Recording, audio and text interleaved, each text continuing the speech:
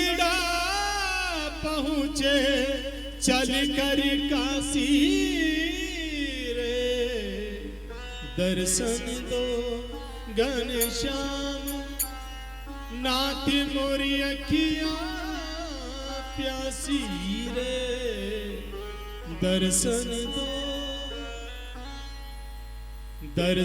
दो घनश्याम, हे नाथ मोरी अखियाँ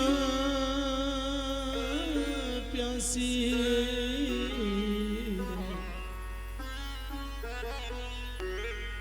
मुझे कल पता चला कि यहाँ संगीत के बहुत प्रेमी लोग हैं। मुझे कल बहुत अच्छी लगी एक बात कि यहाँ सब है ना संगीत के प्रेमी हैं।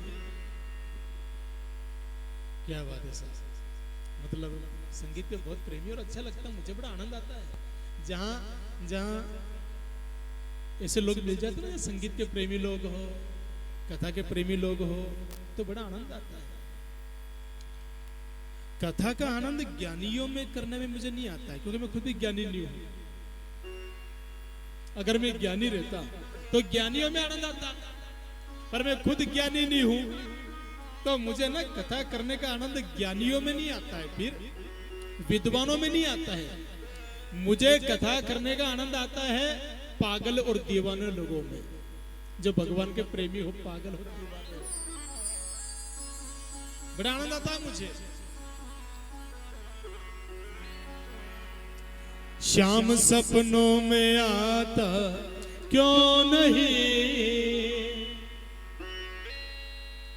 मैं तो पागल हूँ कान्हा तेरे प्यार का,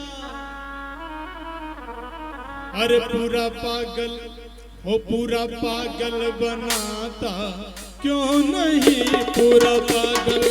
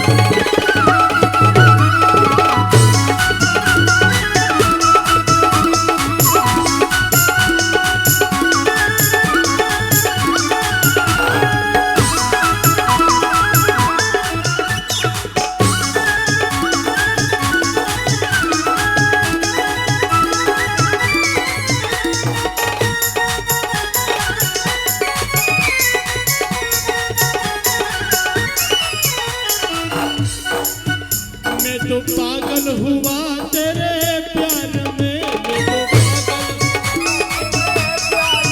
मैं तो पागल हुआ तेरे प्यार में, मैं तो पागल हुआ तेरे प्यार में, पूरा पागल बनाता क्यों नहीं, पूरा पागल बनाता क्यों नहीं, पूरा पागल बनाता क्यों नहीं, पूरा पागल बनाता क्यों नहीं, सपनों में आता क्यों नहीं, शाम सपनों में आता क्यों नहीं।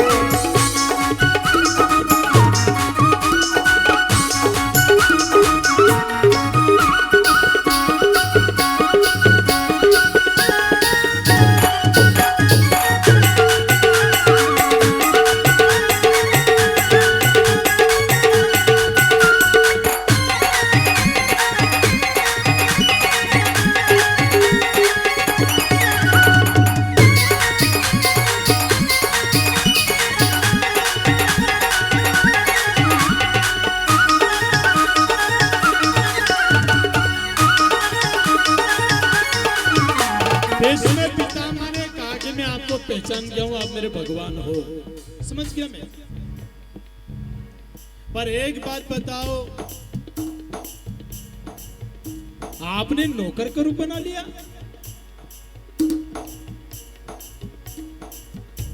कन्हैया ने कहा, मैंने अपने भक्त को बचाने के लिए नौकर का रूप बनाया है। नचायोरी भक्तों ने मोहे नाना बांधी। मैं नौकर बनने के लिए भी तैयार हूं अपने भक्तों के लिए। पर भीष्म पितामह, आपने प्रतिज्ञा करी कि सूर्य उदय होगा कुरुक्षेत्र के मैदान में, पांचों पांडवों को मैं खत्म कर दूंगा। आपने ऐसी प्रतिज्ञा करी है। एक तरफ आपने प्रतिज्ञा करी है कि पांचों पांडवों को खत्म कर देंगे, और दूसरी तरफ आपने द्रौपदी को आशीर्वाद दिया है कि सदा सुहागन रहो। अब ये बताओ कि आपकी प्रतिज्ञा पूरी होगी कि आपका आशीर्वाद सफल होगा? एक तरफ आपकी प्रतिज्ञा है, दूसरी तरफ आपने आशीर्वाद दिया। सफल दोनों में से क्या होगा, आशीर्वाद या प्रतिज्ञा? भीष्म पितामह ने कहा, ना तो मेरी प्रतिज्ञा पूरी होगी, ना मेरा आशीर्वाद सफल होगा। फिर होगा वही जो सांवरिया तुझे मंजूर होगा। मेरे चाहने से कुछ नहीं होगा, होगा वही जो तू चाहता है। और आप क्या चाहते हो? तो भगवान ने कहा, पांचों पांडवों को बचाना चाहता हूं मैं। क्यों? ये धर्म और अधर्म का युद्ध है। ये कोई भाई भाई के बीच में युद्ध नहीं है, ये धर्म और अधर्म के बीच में युद्ध है। आज भी वर्तमान में ऐसी परिस्थिति हो गई है कि आज भी जो धर्म और अधर्म के बीच में युद्ध हो रहा है। प्रयास करना कि धर्म की जीत हो, प्रयास करना कि धर्म की ही जीत हो। क्योंकि अगर आपने चाहा कि धर्म की जीत हो, अब आगे नहीं बोले, मन करता है बोलने को, पर फिर भीतर कहते कि नीरे नहीं बोला। पर एक ही बात कहूंगा, मैं बात राजनीति की नहीं कर रहा हूं, पर इतना जरूर कहूंगा, जो राम को लाए हैं हम उनको लाएंगे। बस इतनी छोटी सी बात है, मैं समझ जाओगे आज धर्म और अधर्म के बीच में युद्ध हो रहा है। और इतना जरूर करना कि जो राम को लाए हैं बस हम उनको लाएंगे, वही बात खत्म, और कोई मतलब नहीं।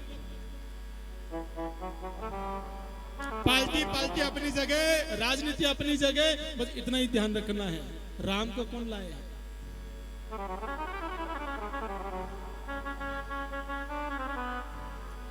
जो राम को लाए हैं हम उनको लाएंगे, भारत में फिर से हम भगवा लहराएंगे। वंदे मातरम, वंदे मातरम हो, वंदे मातरम, वंदे मातरम।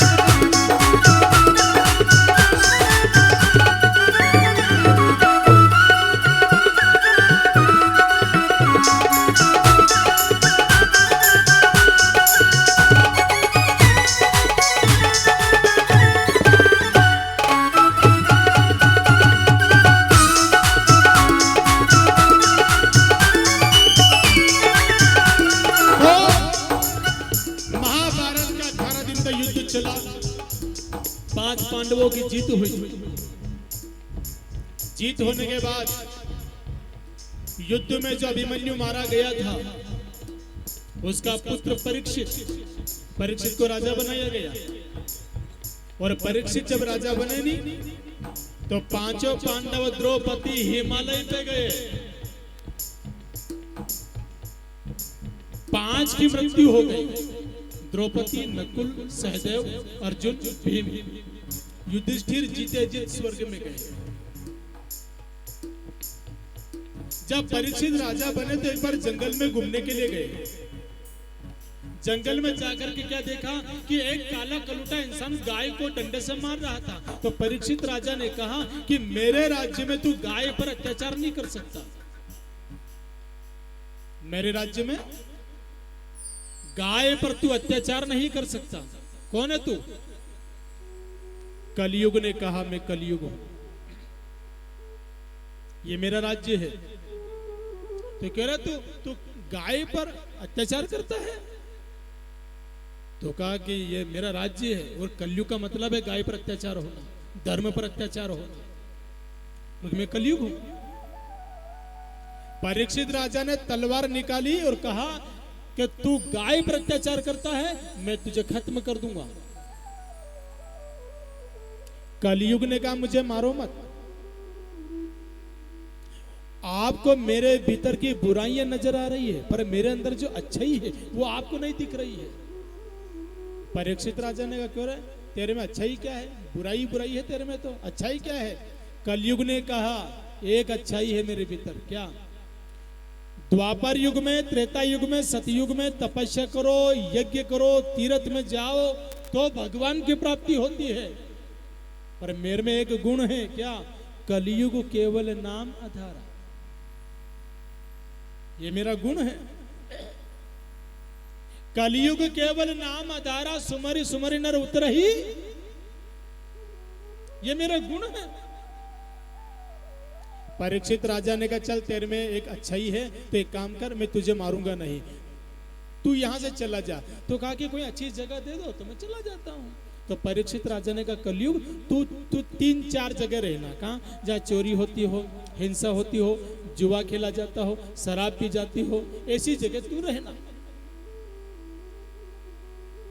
कलयुग ने कहा कि एक जगह और दे दो मुझे, ये तो कम पड़ रही है, प्लाट तो छोटा है, कोई बड़ो प्लाट तो नहीं, बड़ो प्लाट, ताकि बंगलो बंगलो बड़े लो अच्छो बढ़िया।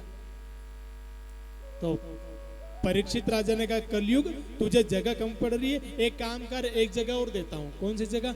सोने में तू रहना। कलयुग तू सोने में रहना।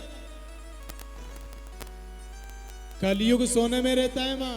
ओ माता राम, कहां रे कलयुग? सोने में। अच्छा, कौन सा सोना? अपन जो पहनते हैं इस सोने में। अगर इस सोने में कलयुग है जो अपन पहनते हैं, भाई कलयुग है फिर क्यों पहनते हो? सोने में कलयुग है क्यों पहनते हो? उतार दो और चढ़ा दो। भाई सोना में कलयुग है क्यों पहनो? उतारी के न रखी दो। सुनो, किस सोने में कलयुग है जो हम पहनते हैं? इस सोने में कलयुग नहीं है। अगर सोने में कलयुग होता तो ना तो हम सोना पहनते और ना ही सुनार सोने का काम करते। फिर किस सोने में कलयुग है? अधर्म से कमाया हुआ धन, उसमें कलयुग है। सोने में कलयुग है। कौन सा सोना हम पहनते वो नहीं। फिर भगवान को याद किए बिना सोना, उसमें कलयुग है। सोते समय भगवान को याद जरूर करना। सोते समय भगवान को याद जरूर करना। कई मां कहती है कि हम जब सोते हैं ना तो हमारा सपना में सांप आए। नरीनु क्या कि हम सोने ऐसे एक बात और अनुभव करना ये जितना भी सपना आए नहीं, ये भूत प्रेत सांप ये सब इनके ही आए हैं, अपने कभी नहीं आए। कभी आया? कभी आया?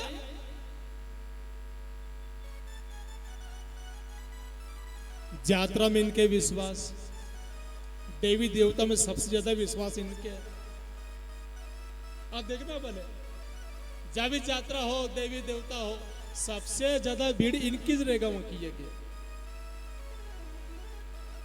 खाली कोई केवल चाय के वहां यात्रा हो रही तुरंत सही है नहीं। सपने में भूत आए, प्रेत आए, सांप आए, सुनो अगर आप चाहते हो कि सपने में सांप नहीं आए, भूत नहीं आए, प्रेत नहीं आए, तो एक काम करना, भगवान को याद करते करते सोना, एक मंत्र जपना। कौन सा मंत्र? बिल्कुल सरल, ओम नमः शिवाय। इस मंत्र को जाप करके सो जाना। उसके बाद भगवान महादेव को याद करके सोना, भगवान कृष्ण को याद करके सोना, अपने राघव को याद करके सोना, और एक ही बात कहना, हमारे साथ रघुनाथ तो किस बात की चिंता। बस ये शब्द गुनगुना के सो जाना। फिर आपके सपने में भूत नहीं, प्रेत नहीं, सांप नहीं, फिर कौन आएगा सपने में जानते हो?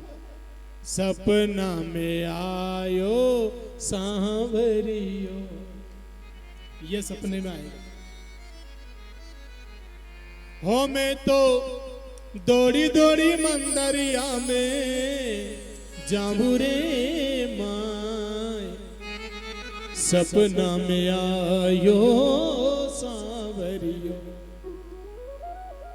घर नहीं भावे मारे, अरे कुटुंब नाही सुहावे, दौड़े दौड़े मन मंदरिया में जावे। ओ मारे प्रभु जी की याद घनिया मेरे मान, हमारे प्रभु जी की याद घनी आवे रे माय, सपना में आयो सांवरियो। हमारे सपना में आयो सांवरियो। सोते समय भगवान को याद करना, बिना याद किए सोना पाप है उसमें। कलयुग से मिले परीक्षित राजा और आगे चले, तो जब आगे चले तो प्यास लगी तो एक आश्रम दिखाई दिया। परीक्षित राजा गए आश्रम में, एक महात्मा बैठे थे वहां पर ध्यान कर रहे थे। तो परीक्षित राजा ने 4-5 बार कहा, गुरुजी पानी पिला दो, गुरुजी पानी पिला दो। महात्मा ने नहीं सुना। क्यों? खोए हुए थे, अपनी मस्ती में खोए हुए थे, नहीं सुना। तो परीक्षित राजा ने मरा हुआ सांप लिया और महात्मा के गले में डाल दिया। जिसके बाप दादा साधु संतों के गले में पुष्पों की माला पहनाए, वो परीक्षित राजा एक महात्मा के गले में मरा हुआ सांप पहना रहा है। कारण बुद्धि कुंठित तो हो गई। जागो प्रभु दुख दारुण देही, वाकी मति पहले हरी नहीं। संगत का भी प्रभाव है। गुरुजी क्या बात है सर, हमारे व्यास जी। बस यही तो बड़प्पन है। हमारे व्यास जी बहुत विद्वान मूर्ति है। देखो हम तो इनको ही खईरा, सही बात तो यह है, क्योंकि व्यास जी उन्ने ही भागवत जी लिखी, श्रीमद् भागवत व्यास जी ने लिखा, मेहनत करी व्यास जी ने, और चल रही हमारी झांकी।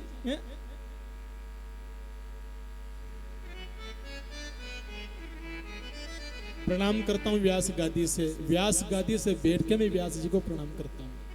बहुत अच्छा लगा मुझे।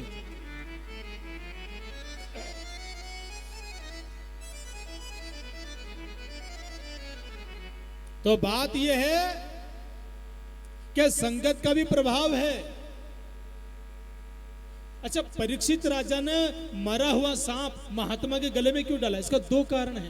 पहला कारण, कलयुग की 2 मिनट की मुलाकात संगत से बुद्धि ऐसी खराब हो गई कि महात्मा के गले में मरा हुआ सांप डाल दिया। दूसरा कारण, जो मुकुट पहना था, वो मुकुट किसका था?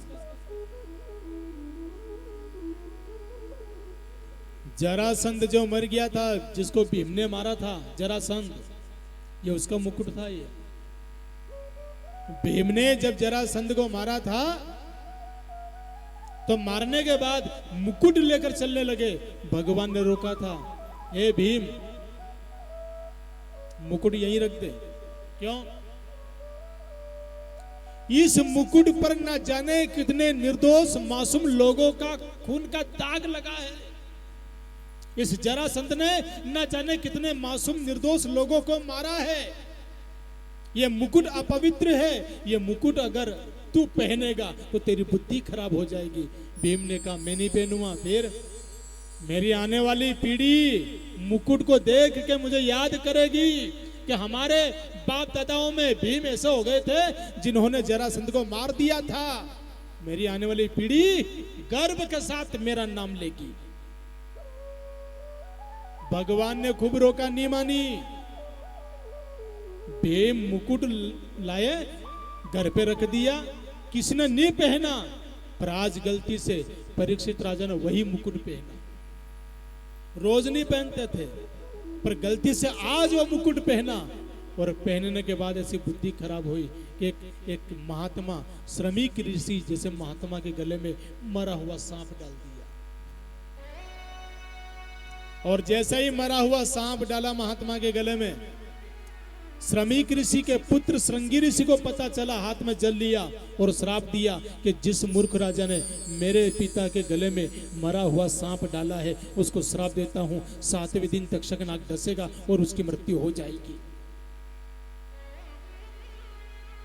पूरी कथा सांप की और पाप की है, या सांप और पाप? सांप से ज्यादा खतरनाक होता है पाप।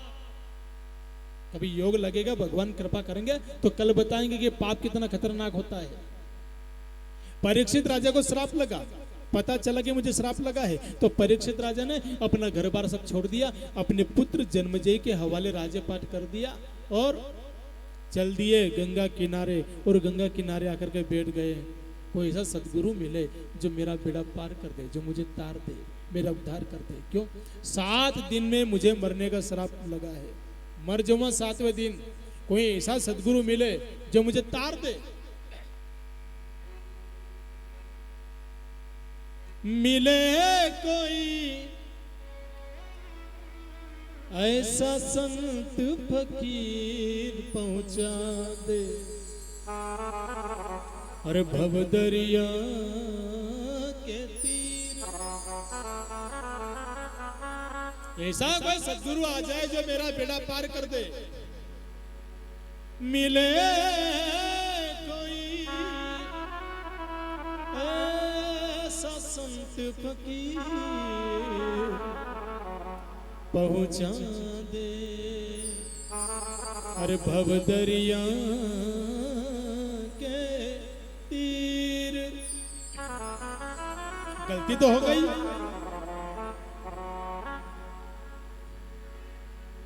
मैं होश में था तो। गलती तो हो गई कि मैं होश में था, फिर भी गलती हो गई।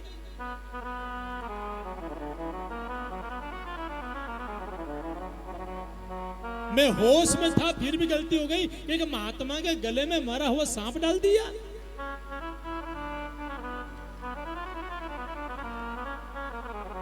मैं होश में था तो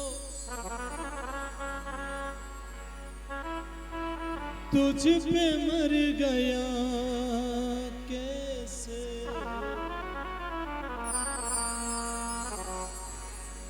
मैं होश में था तो। मैं होश में था तो तुझ पे मर गया कैसे, मैं नशे में था तो उसके घर गया कैसे। बहुत बड़ी गलती कर ली कि महात्मा के गले में मरा हुआ सांप डाला है, पर आप गलती तो हो गई, पर कोई ऐसा सदगुरु मिले, ऐसा संत मिले जो मेरा बेड़ा पार कर दे। साथ छोड़ दिया और गंगा किनारे आकर के बैठ गए। कोई सदगुरु आएगा, कोई सदगुरु आएगा, कोई सदगुरु आएगा। आए छोटे से बालक, कौन? संत सुखदेव। रख दिया माथे पर हाथ। परीक्षित राजा ने कहा, गुरुजी मरने का श्राप लगाए मुझे, मैं मरने वाला हूँ, 7वें दिन मेरी मृत्यु हो जाएगी, क्या 7 दिन में मेरा कल्याण हो जाएगा? तो सुखदेव जी ने कहा, चिंता मत कर। रख दिया माथे पर हाथ। मैं आ गया हूं नहीं, अब तेरा बेड़ा पार होगा। गुरुजी जब मृत्यु का समय आए, जीव को क्या करना चाहिए? तो सुखदेव जी ने कहा, राजन जब मृत्यु निकट आए तो जीव को क्या करना चाहिए? इस प्रश्न का जवाब मैं तुझे आज नहीं फिर कल दूंगा। कितने बजे? कल। कितनी बजे? एक काम करना, मुझे ऐसी सूचना मिली कि अभी एग्जाम चल रहा भी है ना, तो क्या कि वो छुट्टी होती है बच्चों की 12:30-1 बजे, है ना, तो आपको आने में बड़ी दिक्कत आएगी। आप एक काम करना, कल 1 बजे आना। तो कल 1 बजे ही कथा शुरू करेंगे अपन, क्योंकि छुट्टी बच्चों की होती है 12:30, 12:45-1 बजे होती है, तो आपको दिक्कत आती है उनकी व्यवस्था करना, फिर कथा में आना। आप तो कल से ना 1 बजे आना तो आराम से, पर 1 की कही तो 1 बजे आई जा।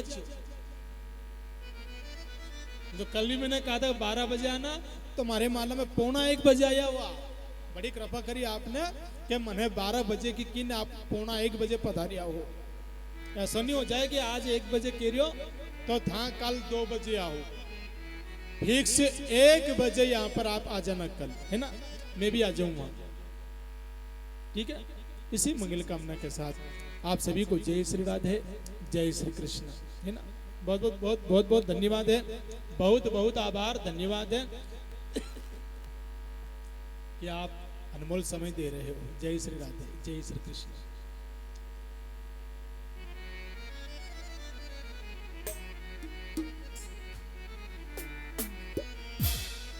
सावरिया थोड़ो दे दे, हे गोपाला थोड़ो दे दे, थारा भरिया भंडार टोटो कोने पड़े। थारा भरिया भंडार टोटो कोने पड़े।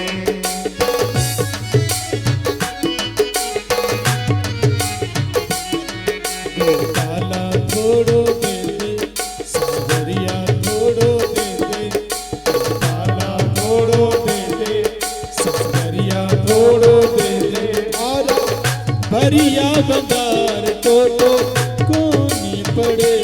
थारा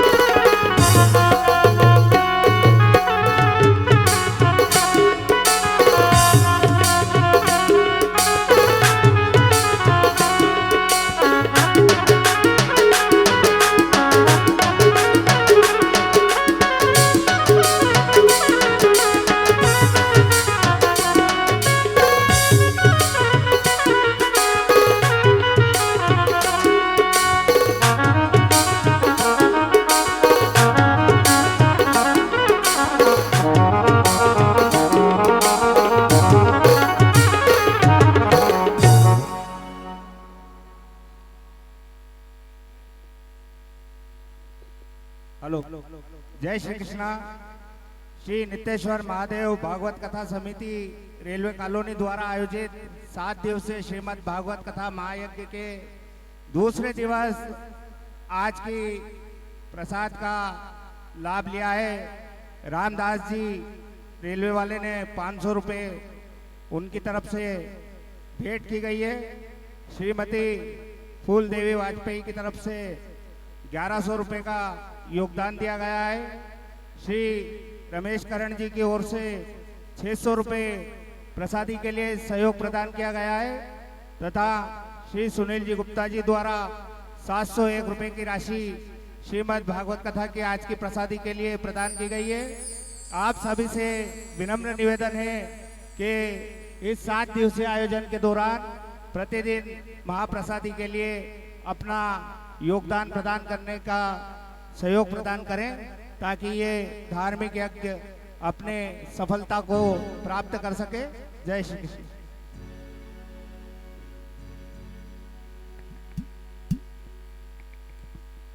आइए आरती की तैयारी।